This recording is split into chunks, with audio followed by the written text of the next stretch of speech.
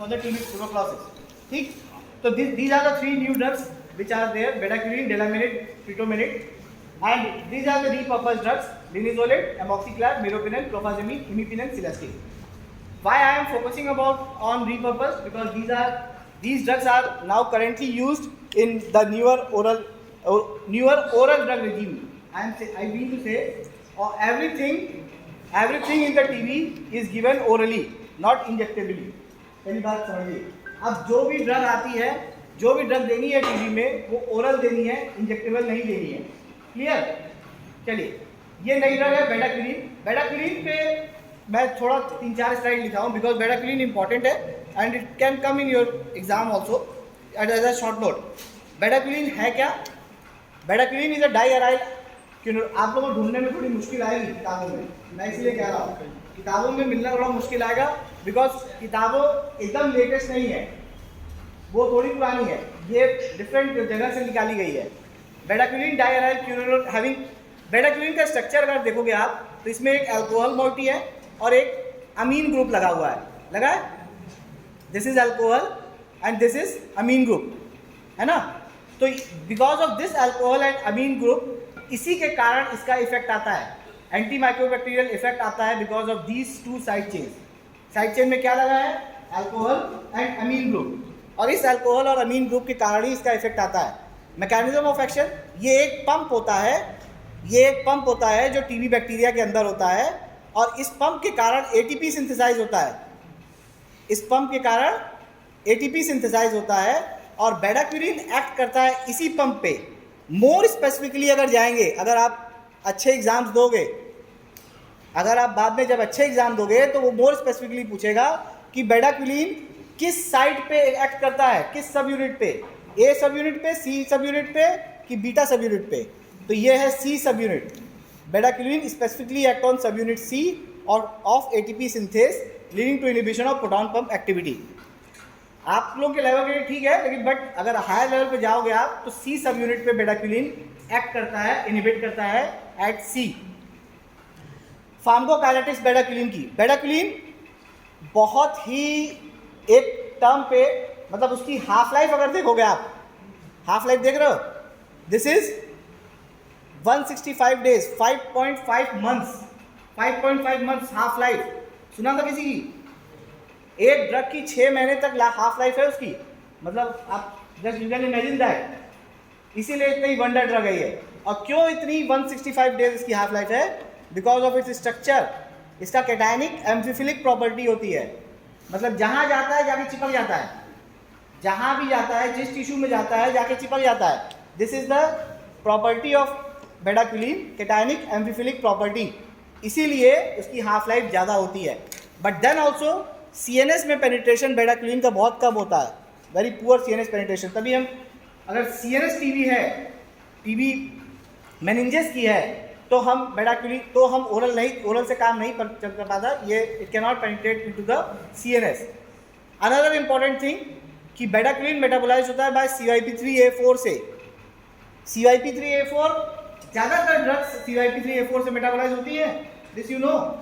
तो इसका मतलब है कि ड्रग ड्रग इंटरेक्शन भी बहुत कॉमन होगा. तो बेडाक्विलिन देने के बाद हमें और ड्रग्स भी देखना पड़ेगा, कोई इंटरेक्ट तो नहीं कर रही हैं. एक्सक्रीट कैसे होती है? Primarily bye faeces. Bedaquiline excrete होती है प्राइमरली बाय फीसेस. ठीक है, ओके. और अनदर थिंग, हम टीबी की ड्रग कहते हैं, एम्प्टी स्टमक देते हैं ना, रिफैम्पिसिन, है ना. ये अगर मील के साथ दोगे तो उसकी बायोबिलिटी ज़्यादा होती है, तो एम्प्टी स्टमक इसको नहीं देते. We don't give empty stomach bedaquiline. ठीक, बहुत अच्छी प्रॉपर्टी इसकी यही है कि हाफ लाइफ इसकी 5.5 मंथ्स है. This you have to remember in the viva also. They can ask you.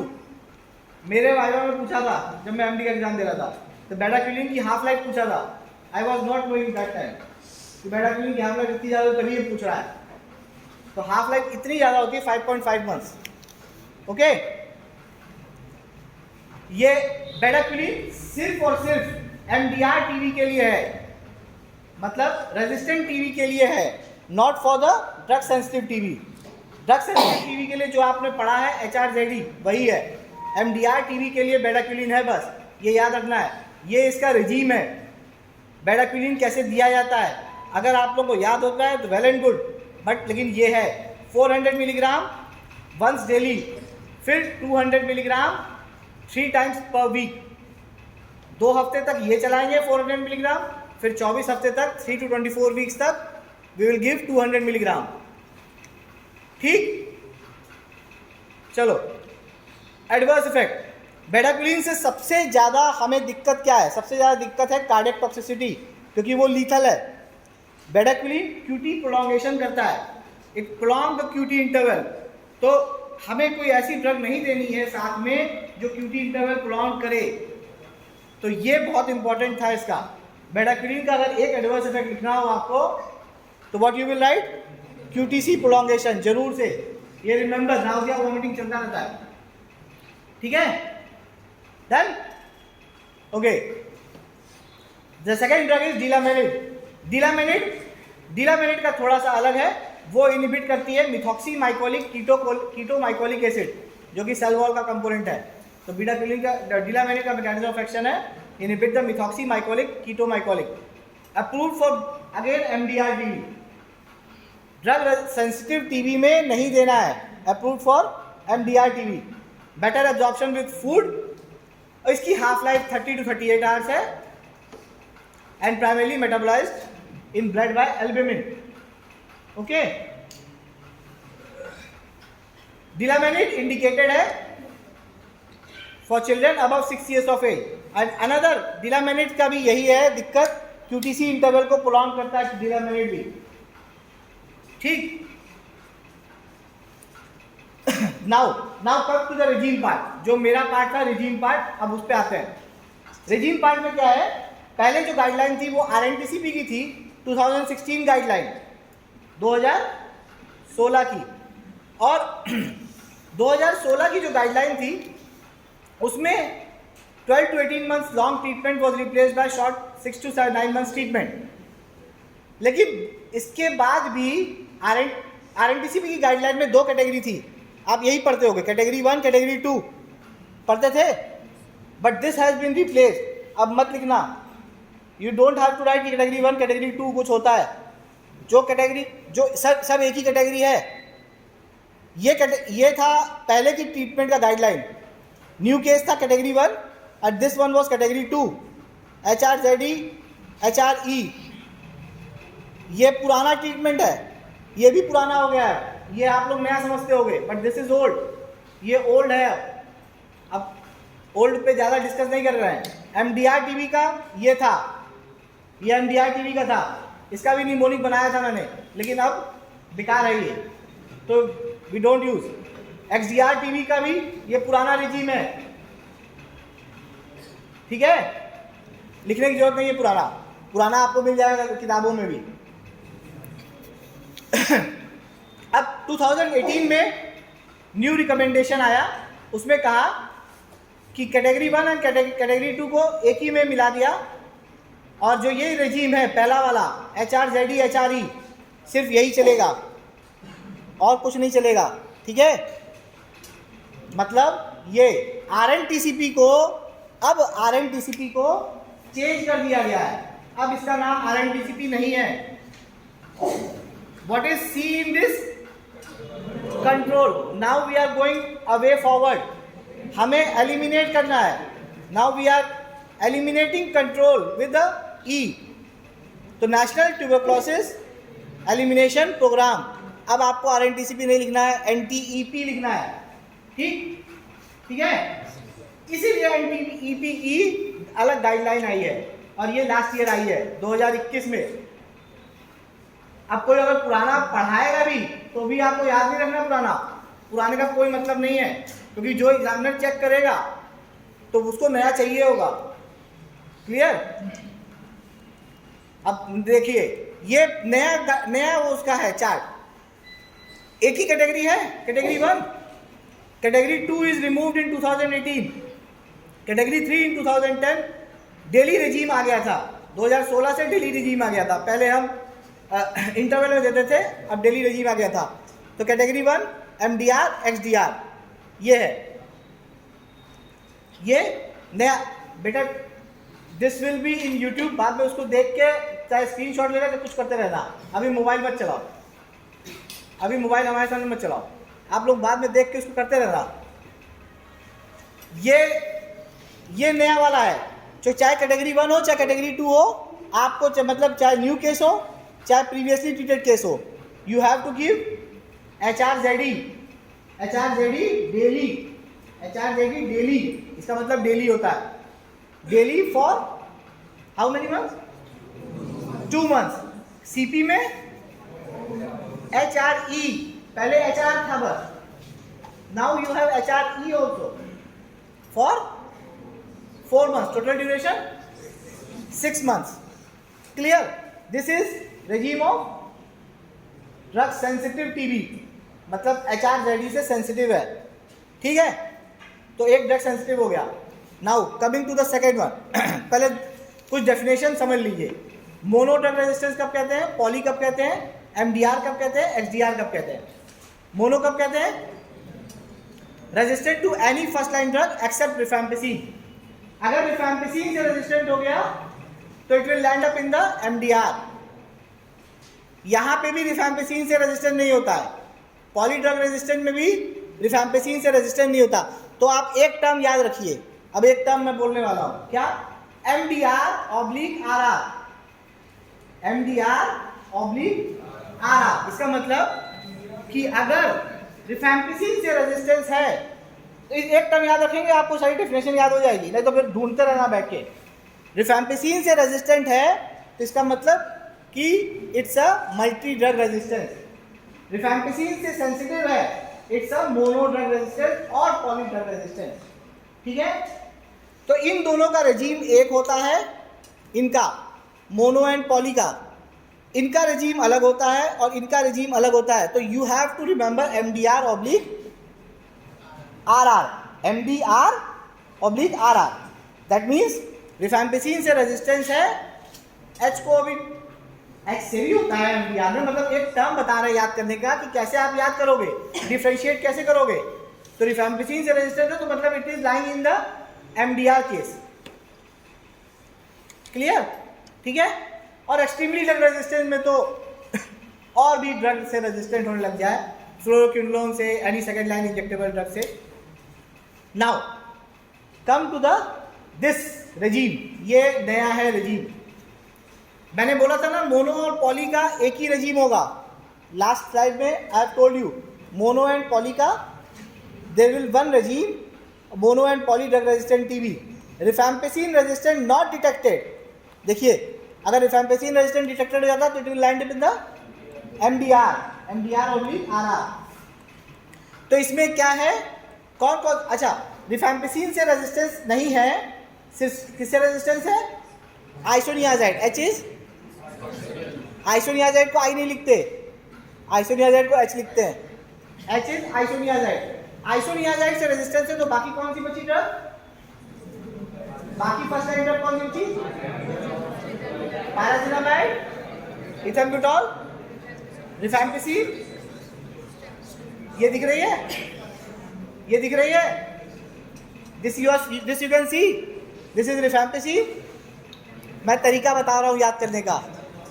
अब नाउ वी आर रेडी कि कैसे याद करें ड्रग को, कैसे याद करना है।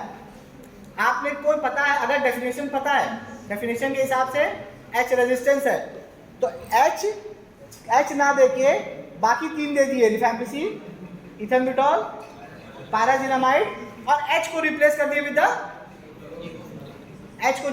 With the levofloxacin. बाकी चीजें तो सेम है, आप जिससे रेजिस्टेंस है वो you can not give that drug, ठीक है। तो H को रिप्लेस कर दिए विद द लीवोफ्लॉक्सासिन। ओके, ठीक है, ठीक है ना, है? चलिए पे अटेंशन हियर। ये देखिए, ये आ गया रिफैम्पिसिन रेजिस्टेंस डिटेक्टेड। अगर रिफैम्पिसिन रेजिस्टेंस हो गया तो क्या दोगे? रिफैम्पिसिन रेजिस्टेंस डिटेक्टेड हो गया तो ये किस पे लाइन अप हो गया? MDR पे या फिर XDR पे, दोनों हो सकता है, MDR भी और XDR भी। अब हमें शॉर्टर रेजीम देना है कि लॉन्गर देना है, ये कौन डिसाइड करेगा? ये डिसाइड करेंगे ये पॉइंट्स। अगर फ्लोरोक्विनोन रेजिस्टेंस डिटेक्टेड नहीं है, एक्सटेंसिव टीबी नहीं है, सीवियर एक्स्ट्रा पल्मोनरी डिजीज नहीं है, not expose to second line drug for greater than 1 month, no pregnancy, age greater than 6 year, तो हमें देना है shorter all oral MDR oblique rifampicin resistant regiment. ठीक है, अगर एक पॉइंट बस याद करने के लिए मैं कह रहा हूं कि फ्लोरोक्विन रेजिस्टेंस अगर डिटेक्टेड नहीं है तो you have to give shorter, fluoroquinolone resistance अगर डिटेक्टेड है you have to give longer. एक लाइन तो याद रखो, सारे ना याद हुए, एटलीस्ट रिमेंबर वन थिंग, अगर रिफैम्पिसिन के साथ फ्लोरोक्विनोन का भी रेजिस्टेंट है तो you have to give longer one, क्योंकि डबल रेजिस्टेंस हो गया है तो you have to give longer one ना भैया। अगर डबल ज़्यादा रेजिस्टेंस हो जाएगा तो ज़्यादा ही ड्रग दोगे ना, और ज़्यादा देर के लिए दोगे। इसमें रिफैम्पिसिन रेजिस्टेंस है, फ्लोरोक्विनोन रेजिस्टेंस नहीं है, तो you have to give shorter. Fluoroquinolone resistance नहीं डिटेक्टेड है तो शॉर्टर। ठीक है, अच्छा ये देखा आपने ऑल ओरल लिखा हुआ है। जब पुराना रेजीम था MDR XDR का, उसमें इंजेक्टेबल भी चलती थी, पुराने रेजीम में इंजेक्टेबल भी चलती थी, देख लेना। जो नया रेजीम है उसमें इंजेक्टेबल्स हटा दिया है, you have to give only oral. अब ये देखिए रेजीम,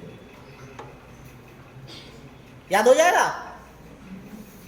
तरीका बताएं। शॉर्टर रेजीम है, शॉर्टर का मतलब 1 साल से कम, पहले बात तो ये, शॉर्टर का मतलब 1 साल से कम। ठीक है, 1 साल से कम जो दिया जाएगा दैट इज शॉर्टर। शॉर्टर में IP और CP होता है, लॉन्गर में नहीं होता। लॉन्गर में सिर्फ एक फेज होता है, there is no IP, there is no CP। Longer में कोई IP CP का कंसेप्ट नहीं है, सिर्फ एक रेजीम होता है। शॉर्टर में, अच्छा ये रेजिस्टेंस किससे है? MDR वाला, हाँ रिफैम्पिसिन से है, आइसोनियाजाइड से भी रेजिस्टेंस होता है। ठीक है, अच्छा रिफैम्पिसिन से है तो बाकी ड्रग हमारी कौन सी बची?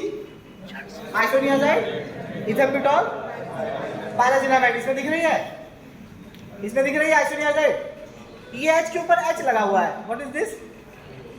High dose isoniazid. I told you कि MDR में आइसोनियाजाइड से भी रेजिस्टेंस होता है, तो इसीलिए हम हाई डोज दे दिए रेजिस्टेंस को सही करने के लिए। तो हाई डोज आइसोनियाजाइड हो गया, पायराजिनामाइड हो गया, इथेम्पिटोल हो गया, बची कौन सी? अब इसका नाम ही है शॉर्टर ऑल ओरल बेडाक्विलीन। इसका पूरा नाम है shorter all oral bedaquiline regime. तो बेडाक्विलीन तो देना है, ठीक, लेकिन इसके अलावा और कौन सी दिख रही है? ये दिख रही है, ये दिख रही है, और ये दिख रही है ना? तो हम ऐसे याद किए थे, जब हम लोग छुट्टी लेते हैं तो अगर कम छुट्टी लेनी होती है 1 या 2 दिन की, तो उसमें CL लगती है, CL होती है, कंपल्सरी लीव होती है। ठीक है, तो CL से याद किया था मैंने, C is for clofazimine, L is for levofloxacin, CL for ethionamide, तो E for ethionamide, CL for ethionamide, और FF है तो C के आगे भी F है और L के आगे भी F है। तो ये C मतलब साइक्लोसिलिन नहीं है, पहली बात, C को साइक्लोसिलिन मत बना दीजिएगा, इसीलिए F लिखा है मैंने, CL फॉर लिखा है, CF है ये, CF is for clofazimine, this is levofloxacin and this is ethionamide. ठीक है, याद होगा। रिफैम्पिसिन से रेजिस्टेंस है, रिफैम्पिसिन नहीं देना है। Now we are left with the 3 drug, pyrazinamide, ethambutol और हाई डोज आइसोनियाजाइड, वो दे दिया हमने।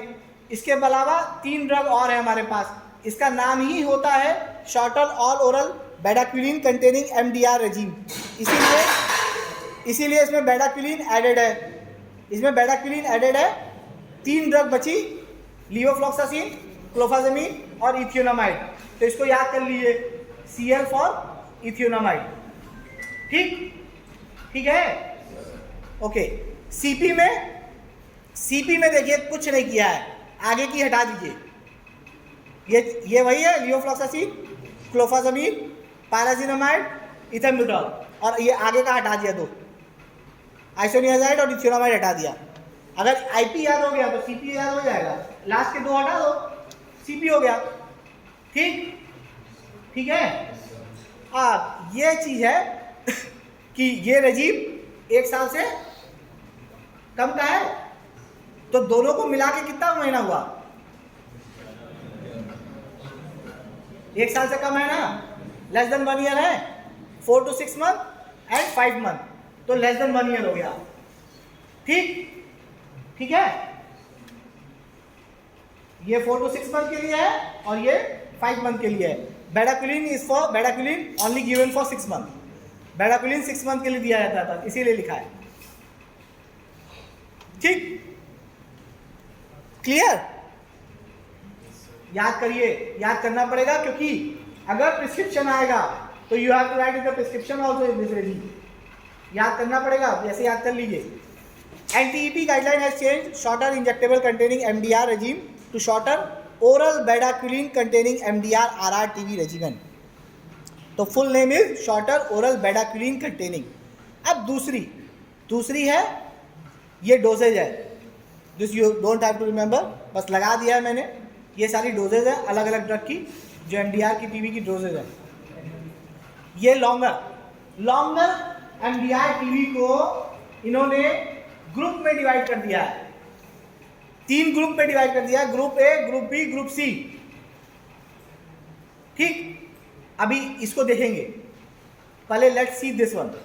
रेजीम देख लेते हैं, रेजीम देख लेते हैं। लॉन्गर का रेजीम क्या है? पहले मैंने बोला था आपको आईपी और सीपी का कंसेप्ट नहीं है, लॉन्गर में सीपी नहीं होता। ओके, एक ही दिख रहा है। लॉन्गर कितने महीने का था? Less than 2 month, less than 2 year, sorry, less than 2 year का लॉन्गर है। तो ये देखिए 18 to 20 मंथ्स का, लेस देन 2 ईयर हो गया। This is month, this is always written month. अब लॉन्गर में बेडाक्विलिन तो है ही भाई, बेडाक्विलिन कंटेनिंग है ना, लॉन्गर बेडाक्विलिन ओरल रेजीम, तो बेडाक्विलिन तो है ही लॉन्गर में, वही 6 मंथ और लॉन्गर। लेकिन साथ में 4 ड्रग और हैं, तो इसको याद करेंगे लॉन्गर कोर्स से। लॉन्गर में दो एल है, लिवोफ्लॉक्सासिन और लिनिजोलिड, और 2 सी है, क्लोफाजेमिन और साइक्लोसिलिन। हो जाएगा यार, इससे सिंपल तो नहीं हो पाएगा यार कहीं से। लॉन्गर में 2 है, the 2 is 2L and 2C, linezolid and levofloxacin, the 2C is clofazimine and cycloserine. ठीक, ये हो गया। अब ये जो ड्रग है ये यहां से निकाली गई है। एक्चुअली 3 ग्रुप डिवाइड किए गए हैं, group A, group B, group C. Group A में 3 ड्रग दी गई है, लिवोफ्लॉक्सासिन, बेडाक्विलिन, लिनिजोलिड। हमने लॉन्गर में आपको ये तीनों ड्रग बताई थी। लॉन्गर में अभी जो रेजीम बता रहे थे, तीनों ड्रग थी कि नहीं थी? तो ये तीनों ड्रग इसीलिए थी क्योंकि ग्रुप ए की ड्रग है। इसे हम नहीं कहते जो पहले है उसको ज्यादा इंपॉर्टेंस है, तो ग्रुप ए की तीनों ड्रग को ऐड करना है। जब कोई कॉन्ट्रा इंडिकेशन हो then we can not add, but लेकिन तीनों को ऐड करना है, लिवोफ्लॉक्सासिन या मॉक्सीफ्लॉक्सासिन, बेडाक्विलिन, लिनिजोलिड। अगर नहीं हो पाता है, चौथी ड्रग अगर ऐड करना है हमें तो ग्रुप बी से ऐड करना है। पहले ग्रुप बी में 2 ड्रग हैं, क्लोफाजेमिन और साइक्लोसिलिन, 2C, क्लोफाजेमिन, साइक्लोसिलिन, ये ग्रुप बी में है। इनसे काम ना हो पाए, इन दोनों से, then we have to go to group C. मतलब अगर मान लो कोई साइक्लोसिलिन देने का कॉन्ट्रा इंडिकेशन है, क्लोफाजेमिन नहीं दे सकते उस पेशेंट को, तब हम we will go to the group C. हम पेशेंट को ये नहीं दे सकते, तब हम ग्रुप बी की तरफ। ठीक है, जब सीधे जंप नहीं करना है ग्रुप सी की तरफ। इसीलिए रेजीम में जो लिखा है आपकी देखोगे तो ग्रुप ए और ग्रुप बी की ड्रग लिखी है, बस ग्रुप सी की कोई ड्रग नहीं लिखी है। Levofloxacin, bedaquiline, linezolid clofazimine, cycloserine, these are all group A and group B. बस 3 2 5 5 ड्रग है। ग्रुप ए में कितनी ड्रग थी? 3। ग्रुप बी में कितनी ड्रग थी? 2। टोटल कितनी हुई? 5। और यहाँ कितनी ड्रग है? 5। इसीलिए ग्रुप को डिवाइड किया गया। अगर ये काम ना करे या कोई दिक्कत हो, इनसे कोई साइड इफेक्ट आ रहा है, जैसे साइक्लोसिडिन है, साइक्लोसिडिन का सबसे ज़्यादा इंपॉर्टेंट साइड इफेक्ट होता है साइकेट्रिक सिम्टम्स।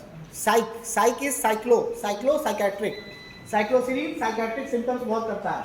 इसीलिए कोई पेशेंट है जिसको साइक्लोसिडिन चल रही है और साइकेट्रिक सिम्टम्स आ रहे हैं, तो we have to replace this cycloserine. ऐसे ही है।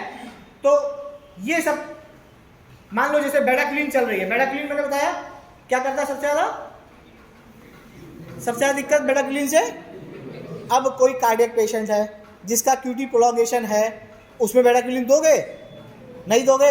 अब बेडाक्विलिन को रिप्लेस करनी पड़ेगी विद द अदर ग्रुप से, चाहे ग्रुप बी से, चाहे ग्रुप सी से, है कि नहीं? ये लिखा है क्यों? तो ये आपको पता होना चाहिए कि bedaquiline and clofazimine can cause QT prolongation. और लिनिजोलिन किस ग्रुप की थी? Group A, group B? Group A. Group B में 2C, ग्रुप बी में 2C, बी के बाद सी, बी के बाद सी, ग्रुप बी में 2C, याद रहेगा? बी के बाद सी, ग्रुप बी में 2C, 2C is clofazimine and साइक्लोसिडिन। साइक्लोसिडिन कोई सीजर डिसऑर्डर हो रहा है तो साइक्लोसिडिन बंद कर देनी है। Clofazimine cause dark brown discolouration of skin. तो depending on side effect we change the, अपनी रेजीम को चेंज कर सकते हैं। ये थी डोज की लिस्ट कि नॉट यूज, आप लोगों के लिए नहीं है, डोज की लिस्ट है कि ये डोजिंग रेजीम होता है, ठीक है। देन एक नया रेजीम, इसको लिख लीजिए। ये क्वेश्चन आ सकता है, ये क्वेश्चन आपके यूनिवर्सिटी में आ सकता है और ये बहुत ही अच्छा है। मतलब अगर आप इसकी देखोगे, सिर्फ 3 ड्रग है। आपने पाल नाम सरनेम सुना है? किसी का पाल सरनेम था आपके बैच में? अभी है? कोई है अभी? तो उसी से याद कर लीजिए। ये मेरे बैच में था एक पाल, तो उसी से याद कर लीजिए बी पाल रेजीम है। और ये रेजीम जो है बहुत ही अच्छा है। इसमें सिर्फ 6 to 9 मंथ के लिए देना है। और ड्रग, जैसे अगर ये नाम याद हो गया तो ड्रग भी याद हो जाएगी। B is for bedaquiline, P is for pretomanid, L is for linezolid. तो इस नाम अगर याद है तो ड्रग का भी याद हो जाएगा। अच्छी बात क्या है, 6 to 9 मंथ के लिए, ये 6 to 9 मंथ के लिए। लेकिन please read this line, please read, does not apply to routine programmatic use, only recommended for a definite patient group. ये नहीं है कि रूटीन में जो हम अभी MDR XDR पढ़ा रहे थे वो रूटीन है, उसको रिप्लेस ये नहीं कर सकता बीपाल। समझ में आया? बीपाल इज अनदर रेजीम जो देते हैं MDR XDR के लिए ही है, लेकिन कुछ सेलेक्टेड पेशेंट्स में। तो बीपाल आप याद रख लो। इसमें अगर बीपाल रेजीम पे क्वेश्चन आता है तो आपको डोज भी लिखनी पड़ेगी। बीपाल रेजीम पे क्वेश्चन आता है क्योंकि छोटा क्वेश्चन होगा। Bedaquiline 400 milligram OD for 2 weeks, जैसे पहले दिखाया था। Then 200 milligram 3 times a week for another 24 weeks. Okay. Pritomenate 200 milligram OD for 26 weeks. Linezolid 1200 milligram OD for 24 weeks.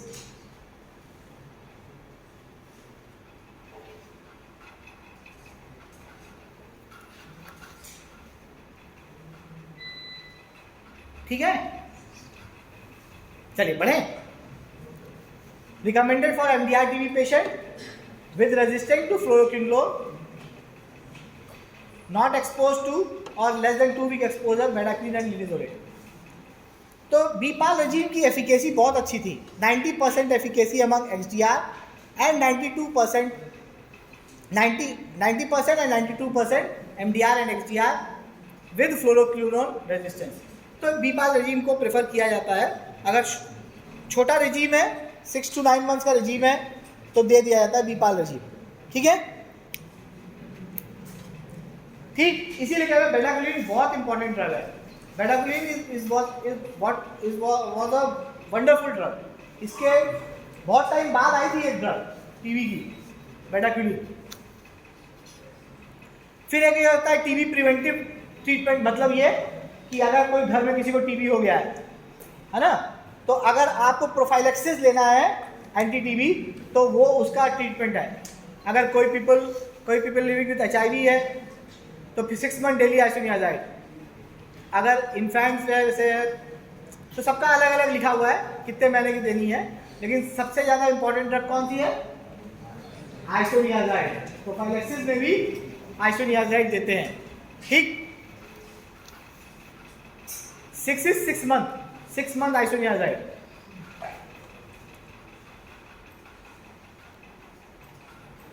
Pregnancy में ये स्टेप्टोमाइसिन इज नॉट सेफ। आपको पता है स्टेप्टोमाइसिन क्यों?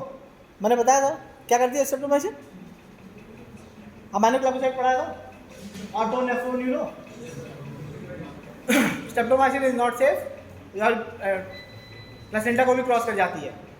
2HRZ, 4HR, ethambutol can be added late in pregnancy. Treatment should not be without because of pregnancy. तो pregnancy में अगर TB हो गया है तो you have to give ATT। Breast feeding can be continued even when mother is not on treatment for TB. Clear? Now this is completed.